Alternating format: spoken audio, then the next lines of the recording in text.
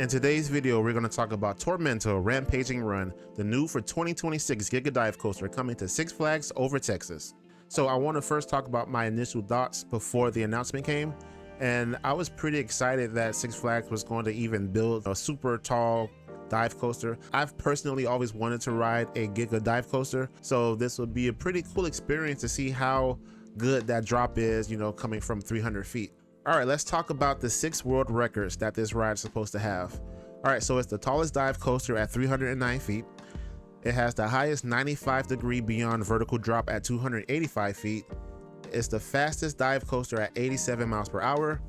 It has the highest Immelman inversion at 218 feet, the tallest vertical coaster loop at 179 feet, and it's the longest dive coaster at 4,199 feet.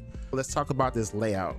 And in my opinion, this layout is, I'll just say it, it's a little disappointing. It's very redundant looking, because if you just look at it, you have a huge drop, you have that huge Immelman, then you have the huge vertical loop.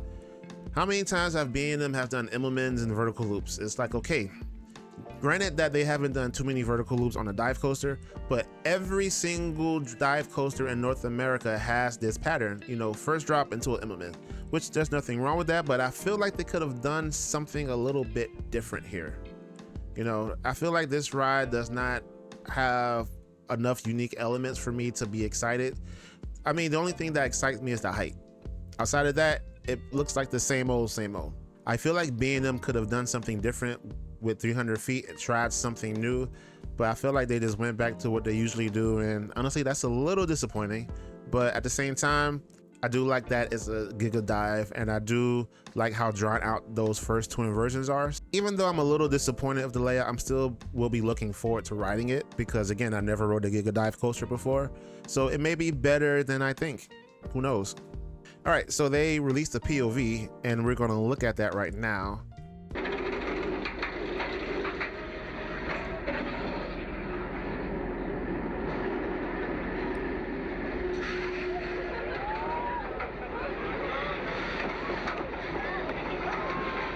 Oh wow, that's a nice view overlooking the park. Very good placement of the first drop.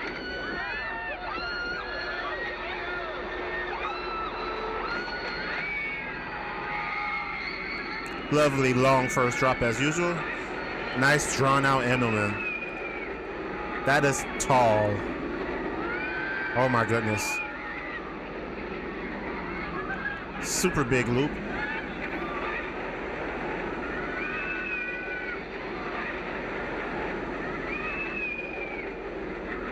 Okay, into the mid-course brake run. Not gonna lie, man, those elements look like they can pull some good G's. Second drop. Into like another Immelman, a pretty tight looking Immelman at that. A cut back, okay, that's different. And then to the brake run. A tall brake run. Okay. All right, so after looking at the POV, these are my thoughts of Tormenta. You know what? I'm looking forward to ride that, because that first drop looked great. That Immelman, oh my goodness. Did you see how long it takes to get up that Immelman? That looks insane. And that's a 200-foot element. That's like the height of like a hyper coaster. So, oh my goodness.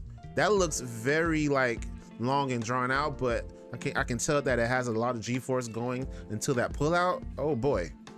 And then the vertical loop, your typical vertical loop, but I feel like it looks a little bit strong on this ride.